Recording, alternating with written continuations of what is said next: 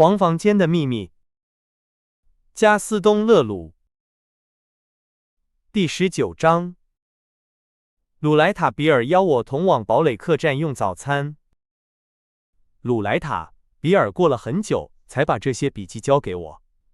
在这些笔记中，就在那个充满谜团的夜晚之后的第二天早上，他记述了那条无法解释的走廊里发生的奇异现象。在我与他与格兰迪耶重逢的那天，他详尽地向我讲述了各位如今已知的一切，甚至包括他在那周与巴黎度过的短暂几小时里都做了些什么，尽管他在巴黎并未打探到任何有用的消息。无法解释的走廊事件发生在10月29日到30日的晚上，也就是说，在我返回城堡的前3天，因为当时已是11月2日，因此11月2日，我应朋友的电报之邀，带着2把左轮手枪回到了格兰迪耶。我此刻身在鲁莱塔比尔的房间，他刚刚结束他的叙述。他说话的时候，不停地抚摸着他在床头柜上发现的那副老花加比眼镜的凸面镜片。我从他摆弄那些老花镜片时流露出的喜悦中明白，他们必定是那些注定要进入他理性正确一面所划定圆圈的敏感痕迹之一。他那种罕见而独特的表达方式，运用那些与他思想完美契合的词语，已不再令我感到惊讶。但是，常常需要先了解他的思想，才能理解那些词语。而要洞悉他的思想，并非总是易事。这个近乎孩童的年轻人的思想，是我有生以来观察到的最奇特的事物之一。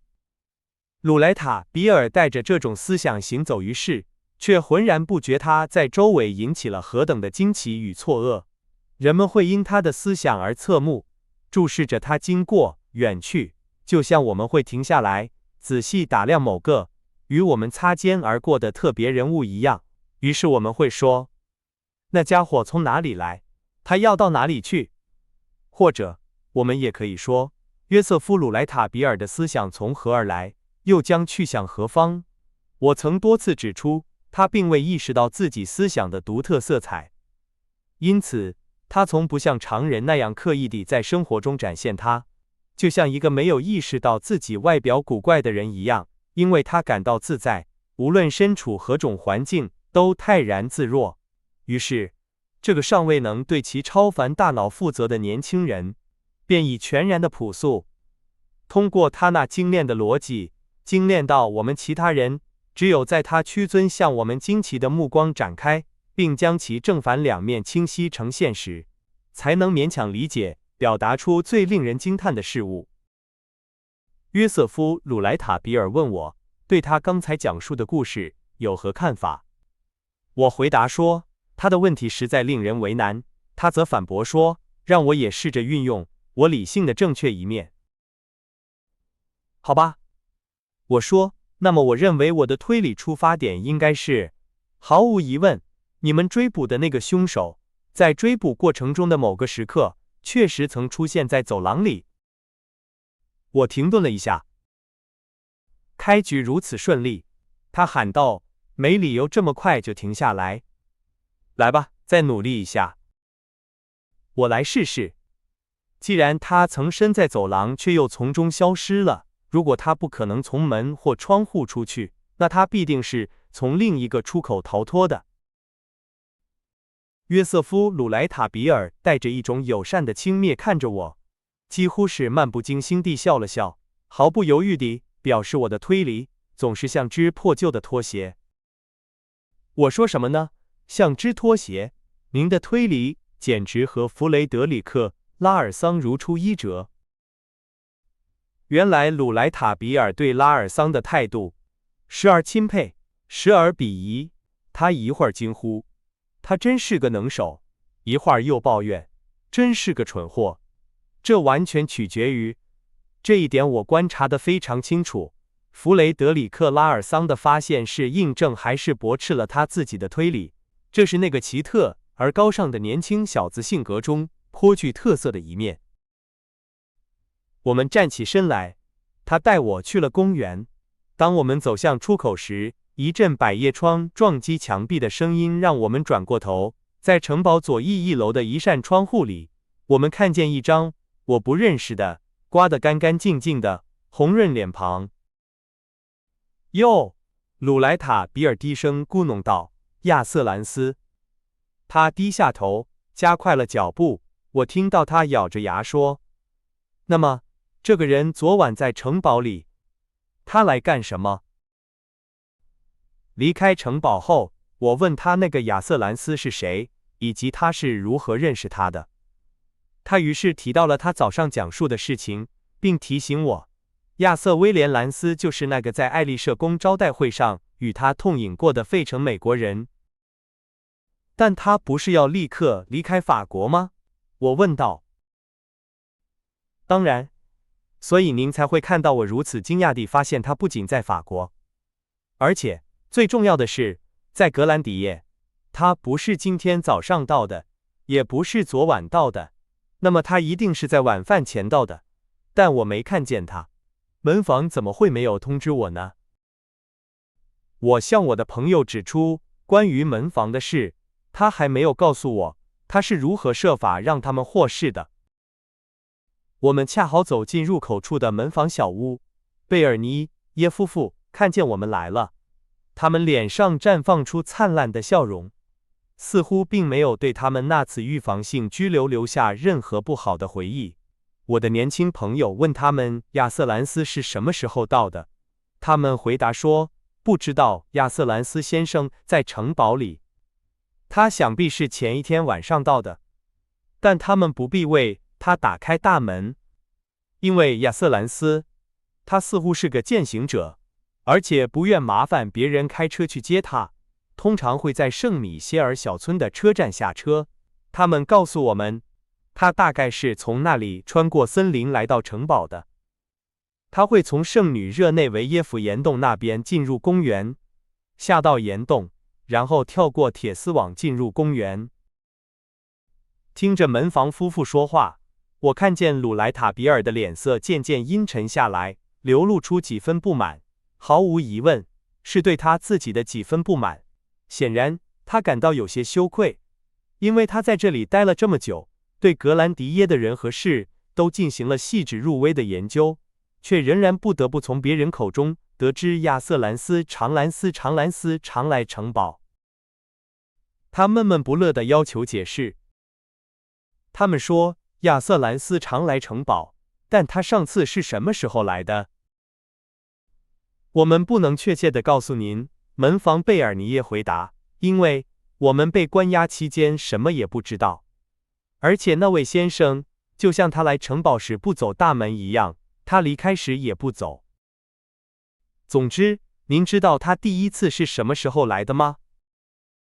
哦，是的，先生，9年前，据我所知。因此，他9年前来到法国，鲁莱塔比尔回答。而那一次，据您所知，他来过格兰迪耶几次？3次，据我所知。那么，在今天之前，您最后一次知道他来格兰迪耶是什么时候？大约在黄色房间遇袭事件发生前8天。鲁莱塔比尔又问，这次是转向那个女人。在地板的缝隙里。在地板的缝隙里，先生，他回答。谢谢，鲁莱塔比尔说，为今晚做好准备。他说出最后一句话时，用一根手指放在嘴边，示意要保持沉默和谨慎。我们离开了公园，走向堡垒客栈。您去那家客栈吃过饭吗？几次。但您也在城堡里吃饭吗？是的，拉尔桑和我的饭菜都送到各自房间，有时在我的房间，有时在他的房间。斯坦格森先生从来没有邀请你们同桌用餐吗？没有，从来没有。您在府上，他不会觉得厌烦吗？我不知道，但无论如何，他装作不在乎的样子。他从来不问你们任何事情吗？从来没有。他的情绪和他在黄色房间门后女儿遭到袭击时一样。他坚信，如果他当时什么也没发现，我们更不可能发现任何东西。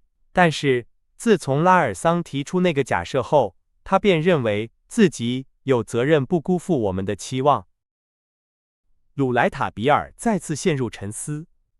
过了一会儿，他终于开口，向我解释他是如何让那2个门房获释的。不久前，我拿着一张纸去见斯坦格森先生，请他在上面写下这样的话：我承诺，无论别人怎么说，我都会继续雇佣我那2位忠诚的仆人，贝尔尼耶及其妻子，并请他签名。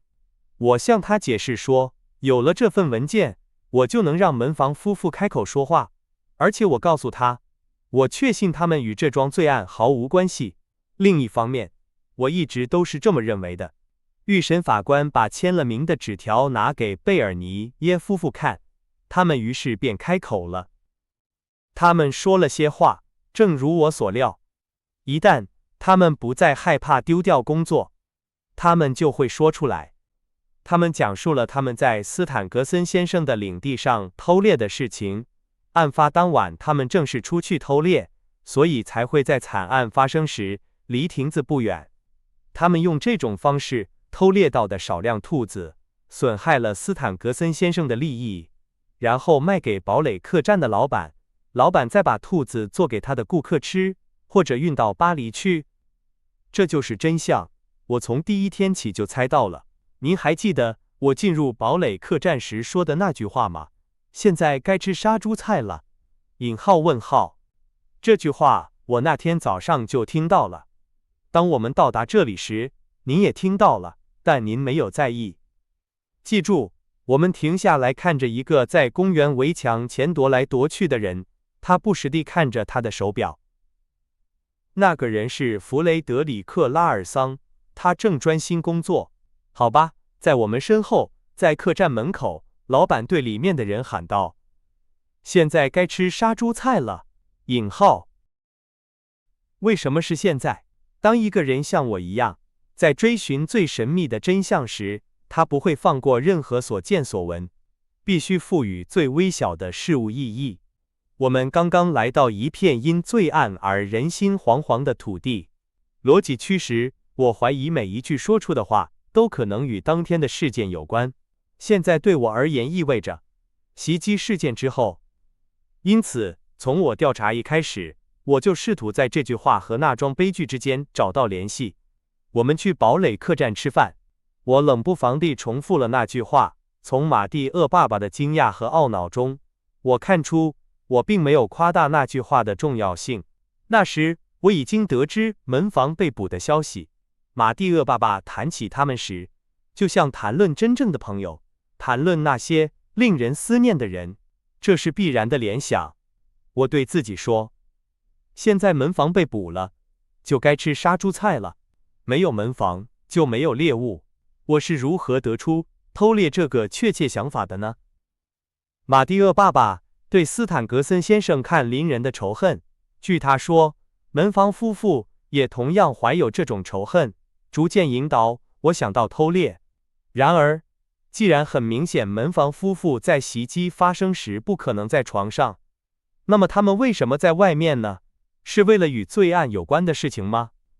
我不这么认为，因为我已经考虑到原因，我稍后会向您解释。凶手没有同谋，而且整个事件隐藏着斯坦格森小姐和凶手之间的某个秘密。门房夫妇与此无关。偷猎的故事解释了门房夫妇的一切。我从一开始就认定这是事实，并在他们自己家里寻找证据。我进了他们家，如您所知，在他们的床底下发现了套索和铁丝。果然如此，我想，果然如此，所以他们那天晚上才会出现在公园里。我并不惊讶他们在法官面前保持沉默，并且在面临像串通犯罪这样严重的指控时，没有立刻承认偷猎。偷猎能让他们免于上法庭，但会让他们丢掉饭碗，而且由于他们完全确信自己在罪案中是无辜的，他们希望这一点能够得到证明，并且偷猎的事情会被遗忘。他们总会有时间自救的。我用斯坦格森先生签名的承诺书向他们展示，加速了他们的坦白。他们提供了所有必要的证据，随后便被释放了，并且对我感激不尽。我为什么不早点让他们获释呢？因为我不确定，在他们的情况下，是否仅仅是偷猎。我想观察他们，研究地形。随着时间的推移，我的信念越来越坚定。在无法解释的走廊事件发生的第2天，由于我需要可靠的人手，我决定立刻让他们站在我这边，结束他们的囚禁。就是这样。约瑟夫·鲁莱塔比尔就是这样表达的。我再一次不得不惊叹于他那引导他在门房事件中找到真相的简单推理。诚然，这只是一个微不足道的细节，但我暗自思忖，这个年轻人总有一天会以同样的简单方式，向我们解释黄色房间那个可怕的夜晚，以及无法解释的走廊里发生的一切。我们已经到达了堡垒客栈，我们走了进去。这一次我们没有看见店主，而是看见了他的妻子，他笑容满面地迎接了我们。我已经描述过我们所在的那个大厅，并且对那位迷人的金发碧眼、眼神温柔、立刻就来为我们服务的女士有了一个粗略的印象。马蒂厄爸爸怎么样了？鲁莱塔比尔问道。没有好转，先生。没有好转，他还在床上躺着。那么他的风湿病还是不放过他？可不是嘛，昨晚我又不得不给他打了一针吗啡，那是唯一能缓解他疼痛的药了。他说话的声音很温柔，他的一切都流露着温柔。她真是一个美丽的女人，略带几分慵懒，眼睛很大，带着黑眼圈，那是一双坠入爱河的眼睛。但是她和那个脾气暴躁的风湿病人在一起幸福吗？我们第一次在那里目睹的那一幕并不让人相信这一点，但他的态度中并没有流露出绝望。他消失在厨房里为我们准备食物，在桌子上留下了一瓶上好的苹果酒。鲁莱塔比尔在杯子里倒了一些，装上他的烟斗，点燃了它，最后才从容不迫地向我解释了他为何要让我带着左轮手枪回到格兰迪耶。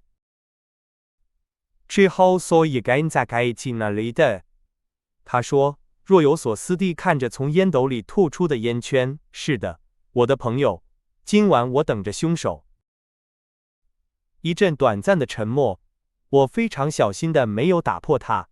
他继续说道，昨天晚上，在我准备上床睡觉的时候，达尔扎克先生敲了我房间的门。我打开门，他告诉我他第2天，也就是今天早上，必须去巴黎。促使他此行的原因既紧迫又神秘。说他紧迫，是因为他不可能不去；说他神秘，是因为他不可能向我透露此行的目的。我必须离开，他补充道，但我宁愿付出半条命，也不愿在这个时候离开斯坦格森小姐。他没有向我隐瞒，他认为他再次处于危险之中。如果明晚发生什么事，我一点也不会感到惊讶，他坦诚道。然而，我必须离开，直到后天我才能回到格兰迪耶。我向他追问解释，他便是这样向我解释的。他认为危险迫在眉睫，是源于他缺席与斯坦格森小姐遇袭之间那可怕的巧合。在无法解释的走廊之夜，他不得不离开格兰迪耶。在黄色房间之夜，他不可能身在格兰迪耶。事实上，我们知道他不在，至少根据他的陈述，我们是这样知道的。而如果尽管如此，他今天仍不得不离开，那么他的离去必定是服从于某种比他自身更强大的意志。我当时便想到了这一点，并向他指出了。他回答说：“有这个可能？”我问他，那种比他自身更强大的意志是否来自斯坦格森小姐？他向我发誓说不是，而且离开的决定完全是他自己的。总之，他向我重复说，如果他预见到再次遇袭的可能性，那仅仅是因为他注意到了那些非同寻常的巧合。而且，另一方面，预审法官也让他注意到了这些巧合。如果斯坦格森小姐出了什么事，他说，那对他和我来说都将是可怕的。对他而言，因为他将再次徘徊于生死之间；而对我而言，因为我无法保护他，而且事后我也无法解释我那一晚是在哪里度过的。现在，我完全意识到人们对我的怀疑。预审法官和弗雷德里克·拉尔桑，后者上次一直跟踪我到巴黎，我费了很大的劲才摆脱他，几乎就要相信我有罪了。您为什么不告诉我凶手的名字呢？我突然喊道，既然您知道。达尔扎克先生困惑地看着我，犹豫地回答道：“您说我知道凶手的名字，谁能告诉我呢？”我立刻反驳道：“斯坦格森小姐。”他顿时脸色惨白，我以为他快要不行了。我看出自己说中了要害。斯坦格森小姐和他都知道凶手的名字。当他稍微恢复过来后，他对我说：“我必须离开您了。自从您来到这里，我就领教了您非凡的智慧和无与伦比的机敏。我要请求您帮个忙。也许我担心明晚会发生袭击是多余的，但既然凡事都得预先防备，我指望您来阻止他，请采取一切必要的措施，来隔离和照看斯坦格森小姐。像一只好警犬一样守护他的房间，不要睡觉，一刻也不要休息。我们所担心的那个人，狡猾的举世无双，而正是这种狡猾，如果您保持警惕，反而会救了他。因为凭借这种狡猾，他会知道您在监视，如果他知道了，他就不会轻举妄动了。您和斯坦格森先生谈过这些事情吗？没有。为什么？因为我不想让斯坦格森先生对我说您刚才对我说的话。您知道凶手的名字。如果您自己在我承认担心凶手明天可能会来时都感到惊讶，那么如果我把这事告诉斯坦格森先生，他又会多么惊讶呢？他或许不会承认我那不祥的预感仅仅是基于一些巧合，而这些巧合最终也会让他自己觉得奇怪。我告诉您这些，鲁莱塔比尔先生，因为我对您有信心，极大的信心。我知道您不怀疑我。可怜的人，鲁莱塔比尔继续说道，他尽可能地用迂回和犹豫的方式回答我。他很痛苦，我同情他，尤其因为我完全意识到，他宁愿被杀死，也不愿向我透露凶手的名字，就像斯坦格森小姐宁愿被谋杀，也不愿指认黄色房间和无法解释的走廊里的那个男人一样。那个男人以一种可怕的方式控制着他，也控制着他。他们最害怕的莫过于让斯坦格森先生知道，他的女儿正处于凶手的掌控之中。我向达尔扎克先生暗示，他已经解释得足够多了，可以保持沉默了，因为他不能再告诉我更多的事情。我答应他会保持警惕，整夜不睡。他坚持要我在斯坦格森小姐的房间周围，在2个护士睡觉的书房周围，以及自从无法解释的走廊事件发生以来，他和斯坦格森先生一起睡觉的客厅周围。总之，在所有套间周围设置一道无法逾越的屏障。从他的坚持中，我不仅明白他要求我让任何人都不可能进入斯坦格森小姐的房间，而且要让这种不可能如此明显，以至于凶手会立刻放弃企图。并且不留痕迹地消失。他就是这样向我解释他的想法的，在他与我告别的最后一句话中。我离开后，您可以向斯坦格森先生、雅克爸爸、弗雷德里克拉尔桑以及城堡里的所有人谈论您对今晚的怀疑，这样直到我回来之前，您就可以组织一次监视。而在所有人看来，这个主意完全是您自己的。引号。那个人，那个可怜的人，在我沉默的注视下，茫然失措地离开了。我的眼神分明在告诉他，我已经猜到了他秘密的3/4。是的，是的，他一定是彻底绝望了，才会来找我，并且在这样的时刻离开斯坦格森小姐。引号。他离开后，我开始思考。我想，必须比凶手本人更狡猾，这样，如果他下个晚上来到斯坦格森小姐的房间，他就连1秒钟也不会预感到我们正埋伏着等他。当然，必须阻止他犯罪，甚至不惜杀死他，但也要让他前进到足够的程度，以便无论他是死是活，我们都能清楚地看到他的脸。因为必须结束这一切，必须将斯坦格森小姐从这种潜在的谋杀威胁中解救出来。引号。是的，我的朋友鲁莱塔·比尔在把他的烟斗放在桌上，并喝干杯中酒后宣称道：“我必须清晰而直接地看到他的脸，才能确定他已进入我用理性的正确一面所划定的那个圆圈。”引号。这时，女店主再次出现，给我们端来了传统的培根煎蛋卷。鲁莱塔·比尔和马蒂厄太太开了几句玩笑，后者显得心情极好。马蒂厄爸爸因风湿病卧床不起时，他可快活多了。他对我说。但我既没有留意鲁莱塔·比尔的玩笑，也没有注意女店主的微笑。我全神贯注于我的好朋友最后说的话，以及罗伯特·达尔扎克那奇怪的行为。吃完他的那份煎蛋卷后，鲁莱塔·比尔继续他的倾诉。今天一大早我给您发了电报，他对我说，达尔扎克先生的话还在我脑海里萦绕。凶手也许会在明晚来。引号。现在我可以告诉您，他一定会来。